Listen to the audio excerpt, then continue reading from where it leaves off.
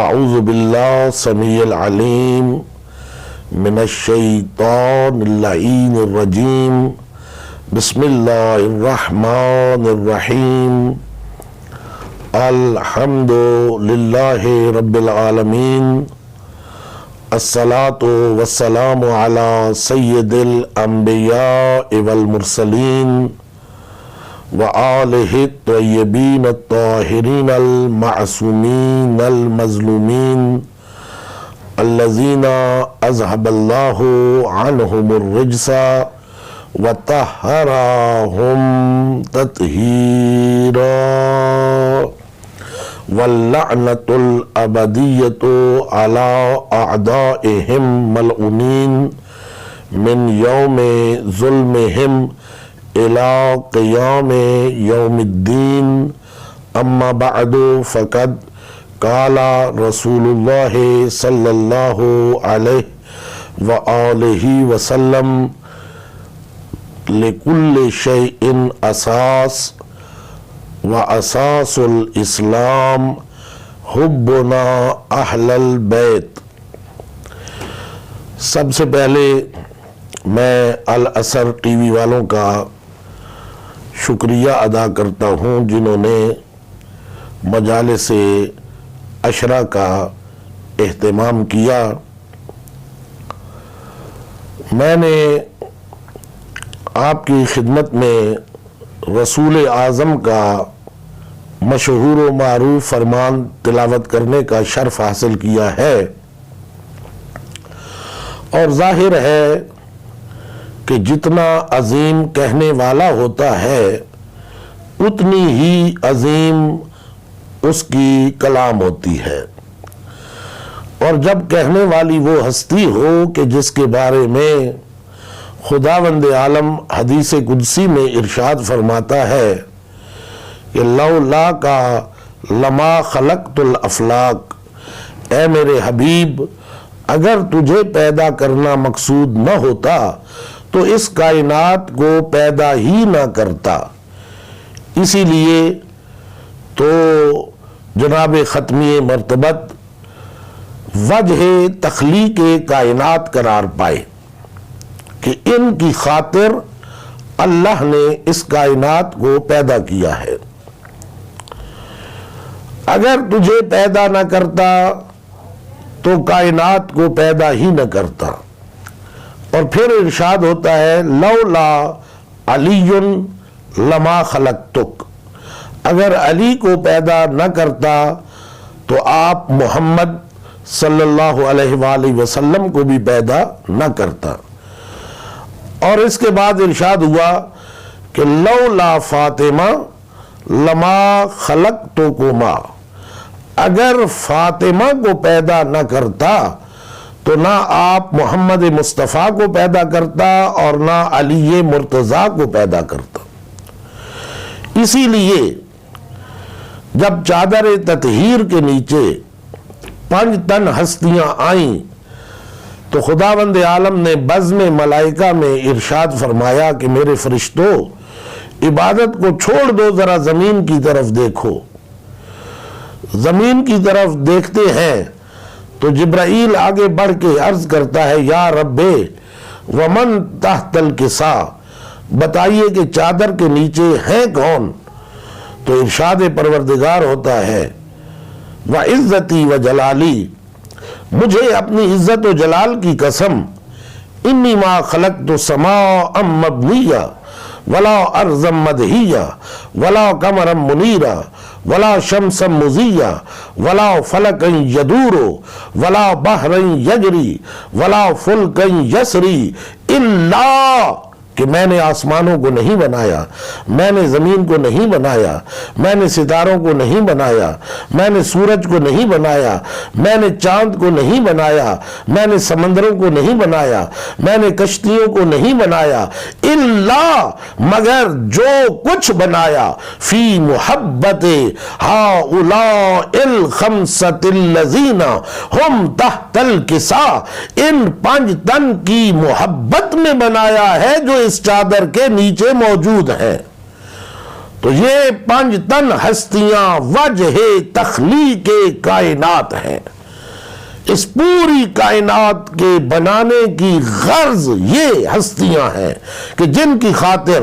اللہ نے آسمان کو بنایا، جن کی خاطر اللہ نے زمین کو بنایا، جن کی خاطر اللہ نے جنت کو بنایا، جن کی خاطر اللہ نے دوزخ کو بنایا، جن کی خاطر اللہ نے سمندروں کو بنایا، جن کی خاطر اللہ نے حوروں کو بنایا، جن کی خاطر اللہ نے نعمات کو پیدا کیا. اللہ نے جو کچھ پیدا کیا ہے ان 5 تن ہستیوں کی محبت میں پیدا کیا ہے، ان کی خاطر اللہ نے پیدا کیا ہے. جیسا کہ معصوم فرماتے ہیں کہ نحنو صنائع اللہ، ہم اللہ کی صنعت ہیں، ہم اللہ کی مخلوق ہیں، ہم کو اللہ نے پیدا کیا ہے، ہمیں اللہ نے اس دنیا میں عدم سے وجود عطا کیا ہے. وَالْخَلْقُ صَنَائِعٌ لنا، اور باقی مخلوق جو اللہ نے پیدا کی ہے لنا، وہ ہماری خاطر پیدا کی ہے کہ ہم تنہا اللہ کی عبادت کرتے ہیں. اللہ نے ہمارے لیے مونس و مددگار کے طور پر باقی مخلوقات کو پیدا کر دیا کہ ہمیں ان سے انس رہے، اور ایک میزان قائم کرنے کے لیے کہ اللہ چاہتا ہے کہ دیکھے کہ میری مخلوقات میں کون ہیں جو ان سے محبت کرتے ہیں اور کون ہیں جو ان سے عداوت کرتے ہیں. جو ان ہستیوں سے محبت کریں گے ان کے لیے اللہ نے جنت کو بنا دیا، اور جو ان ہستیوں سے بغض رکھیں گے اللہ نے ان کے لیے جہنم کو بنا دیا. تو جب کہنے والی ہستی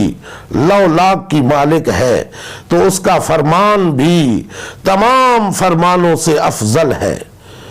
بالا تر ہے ہر کلام سے. تو ارشاد فرماتے ہیں کہ لِكُلِّ شَيْءٍ اساس، ہر شے کے لیے بنیاد ہوتی ہے. وَأَسَاسُ الْإِسْلام، اسلام کی بنیاد کیا ہے؟ کیوں کہا اسلام کے لیے؟ اس لیے کہ خداوند عالم ارشاد فرماتا ہے کہ دنیا میں ہزاروں دین ہیں، اسلامی دین بھی ہیں، اللہ کے بنائے ہوئے دین بھی ہیں جو منسوخ ہو گئے، جن کے علماء نے وفا نہیں کی. حاملین دین نے ان دینوں میں تغیر و تبدل کو کر دیا، اور کچھ دہری دین بھی ہیں، خود ساختہ دین بھی ہیں. ان ہزارہا ادیان میں سے ان الدین عند اللہ الاسلام، اگر کوئی دین ہے تو وہ دین اسلام ہے. تو اللہ کی نگاہ میں پسندیدہ دین کیونکہ اسلام ہے، اسی لیے رسول اعظم فرماتے ہیں لِكُلِّ شَيْءٍ اساس، ہر شے کے لیے بنیاد ہے. وَأَسَاسُ الْإِسْلام، اور اسلام کی بنیاد حُبُّنَا أَهْلَ الْبَيْتِ، میری اہل بیت کی محبت ہے. کہ جو میری اہل بیت سے محبت رکھتا ہے وہ اسلام پر ہے، اور جو میری اہل بیت سے محبت نہیں رکھتا وہ اسلام پہ نہیں ہے، اسلام کی بنیاد سے بھی دور چلا جاتا ہے جو اہل بیت سے بغض رکھتا ہے. تو ہر شے کی بنیاد، اسلام کی بنیاد حبنا اہل البیت، میری اہل بیت کی محبت ہے. اسی لیے فرمایا کہ اساس الاسلام حبی و حب اہل بیتی. رسول خدا فرماتے ہیں کہ اسلام کی بنیاد میری محبت ہے اور میری اہل بیت کی محبت ہے. قیامت تک کے لوگوں کے لیے رسول خدا کا فرمان، جس طرح ان کا دین، ان کی نبوت، ان کی رسالت قیامت تک کے لیے زندہ جاوید ہے، اسی طرح ان کی محبت بھی قیامت تک کے لوگوں کے لیے لازم ہے، اور ان کی اہل بیت کی محبت بھی. تو حکم دیا کہ مجھ سے بھی محبت کرو، میری اہل بیت سے بھی محبت کرو۔ جب رسول خدا دین کی تبلیغ کر رہے ہیں، ترویج کر رہے ہیں، مسلمان جمع ہو جاتے ہیں اور آ کر کہتے ہیں کہ یا رسول اللہ، آپ نے دین ہم تک پہنچایا ہے، اس کی اجرت مانگیے۔ رسول خدا نے فرمایا کہ میں نے اللہ کی خوشنودی کے لیے یہ دین پہنچایا ہے، میں نے تبلیغ اور ترویج دین اللہ کی خوشنودی کے لیے کیا ہے، لیکن خداوند عالم کی جانب سے حکم آتا ہے، قل اے میرے حبیب انہیں کہہ دیجئے لا اسألکم علیہ اجرا، میں دین پہنچانے کی اجرت آپ سے کوئی نہیں مانگتا، الا المودۃ فی القربى، فقط میرے دین پہنچانے کی اجرت یہ ہے کہ میرے قریبیوں سے محبت کرو، میری زہرا سے محبت کرو، میرے علی سے محبت کرو، میرے حسنین سے محبت کرو، میرے خلفاء جو حسن اور حسین کی اولاد سے ہیں مہدی دوران تک، ان سے محبت کرو، یہ میرے دین کی اجرت ہے، یہی اجر رسالت ہے۔ تو دنیا میں ذرا نظر دوڑا کر دیکھیے، کیا رسول خدا کے بعد مسلمانوں نے اجر رسالت ادا کیا؟ آج فقط اتنا کہوں گا، پہلی محرم ہے اور تیاری ہے پڑھنا امام مظلوم کی، سن 60 ہجری حاکم شام کا انتقال ہوا، اس کا بیٹا یزید برسر اقتدار ہو گیا، منبر پہ بیٹھ جاتا ہے، تخت خلافت پہ بیٹھ جاتا ہے، اور بیٹھتے ہی مدینہ کے حاکم ولید کی طرف خط لکھتا ہے کہ میرے لیے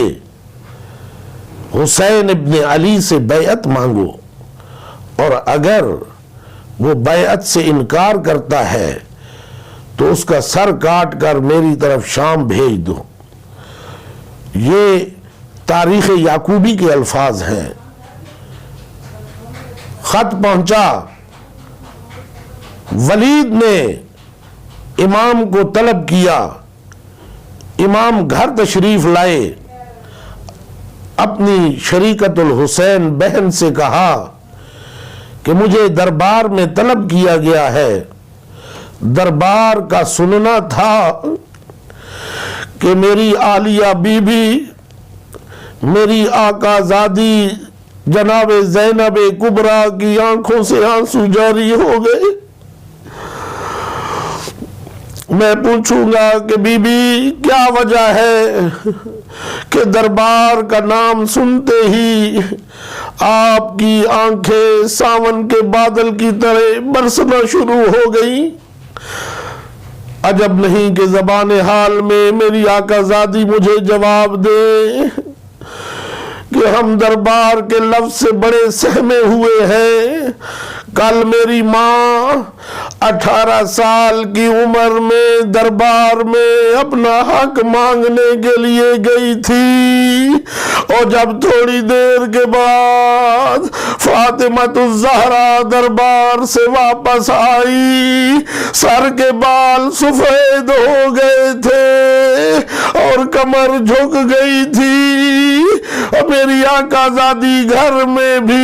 دیوار کا سہارا لے کے چلنے پر مجبور ہو گئی، اور بابا کی قبر پہ پہنچتی تو رو کے عرض کرتی یا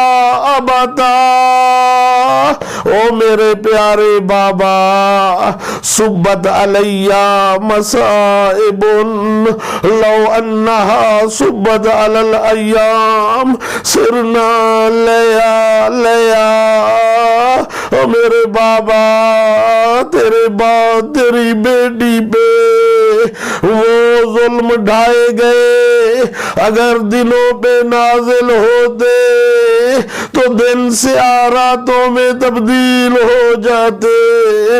बीबी की आंखों से आंसू जारी होना थे कि बीबी अपने आप को संभालते हुए कहती है कि भाई दरबार में जाना है तो आपको तन्हा नहीं जाने दूंगी, जवाना ने बनी हाशिम के साथ जाओ। जवानों को बुलाया, अली अकबर को आवाज दी, औनो मोहम्मद को आवाज दी, कासिम को आवाज दी, अब्बास को आवाज दी। जवाना ने बनी हाशिम जमा हुए तो बीबी ने कहा ले जाइए मेरे भाई को, मेरे भाई ने दरबार में जाना है और मुझे दरबार के तेवर कुछ अच्छे नजर नहीं आ रहे। मैं कहूंगा जुबान हाल में मेरी आकाज़ादी ने कहा होगा कि जैसा भाई भेज रही हूं, ऐ मेरे शेरों, मेरे बहादुरों, मेरे भाई को इसी हाल में वापस लेकर आना। जवाना ने बनी हाशिम ने हाला खींचा और मेरे मौला उनके दरमियान चलते हुए दरबार में पहुंचे। जब दरबार में पहुंचे तो मौला फरमाते हैं ओ मेरे शेरों यहीं खड़े हो जाओ, मैं दरबार के अंदर जाता हूं, अगर नामुसाइद हालात हुए तो मैं अपनी आवाज को बुलंद करूंगा, तुम अंदर आ जाना। वो वहीं खड़े हो गए, मौला अंदर गए। मदीने का गवर्नर वलीद बैठा हुआ था, उसने बताया कि हाकिम शाम का इंतकाल हो गया, अब उसका बेटा यजीद मिंबर पे बैठ गया है, तख्त नशीन हो गया है और आपसे बैअत का मुतालबा कर रहा है, आपसे बैअत मांगी है। मौला फरमाते हैं कि इन्ना अहल बैत नबुव्वा व मअदन रिसाला, कि हम अहले बैत नबुव्वत है और रिसालत की कान है। व मख्तलिफ अल मलाइका, हम तो वो हैं कि जिनके यहाँ फरिश्तों का आना जाना रहता है। बिना फतह अल्लाह व बिना यख्तुम, हम तो इस पूरी कायनात की बुनियाद है और हम ही पर इस पूरी कायनात को लपेट दिया जाएगा। व यजीद रजुल फासिक, यजीद एक फासिक फाजिर आदमी है, शारिबुल खम्र, शराबी है, मुअलिनुन बिल फिस्क, एलानिया गुनाह करने वाला है, व कातिलुन लिन्नफ्सिल मुहतरमा, और नफूस मुहतरम के कत्ल करने वाला है। ऐसा लाउबाली शख्स मिसली, मुझ जैसा पाकबाज इंसान, मुझ जैसा इमाम इंसान, मुझ जैसा नेक इंसान, मुझ जैसा इस्मत पे फायज इंसान, मिसली ला युबाया मिसला, यजीद जैसे फासिक फाजिर नजिस आदमी की बैअत नहीं कर सकता। इमाम उठना चाहते हैं कि मिरवान ने कहा कि क्या देख रहा है, अगर हुसैन और जहाद से निकल गए तो फिर कभी हाथ नहीं आएंगे। ये सुनना था कि मौला जलाल में आके अपनी आवाज को बुलंद करते हैं। आवाज का बुलंद होना था कि बनी हाशिम के शेरों ने दरवाजे को धक्का दिया, दरवाजा खुला, अब्बास आगे बढ़ा, अली अकबर आगे बढ़ा और मोहम्मद आगे बढ़े। हुसैन से कुर्सी छूट गई, तेजी के साथ आगे बढ़कर एक हाथ अब्बास के सीने पे रखा, एक हाथ अली अकबर के सीने पर रखा और फरमाया ऐ मेरे शेरों, ऐ बनी हाशिम के जवानों, बनी हाशिम का ये शेवा नहीं है कि किसी पे हमला करे, कभी जंग में पहल करे। आओ वापस लौट जाते हैं। वापस हुए, بھائی واپس جا رہا ہے اور بہن کو گھر میں چین نہیں کہ اچانک دروازہ کھلا تو بھائی نے بہن کو دیکھا کہ بے چین ہے، دوڑتی ہوئی زینب عالیہ آگے بڑھی، حسین کو سینے سے لگا لیا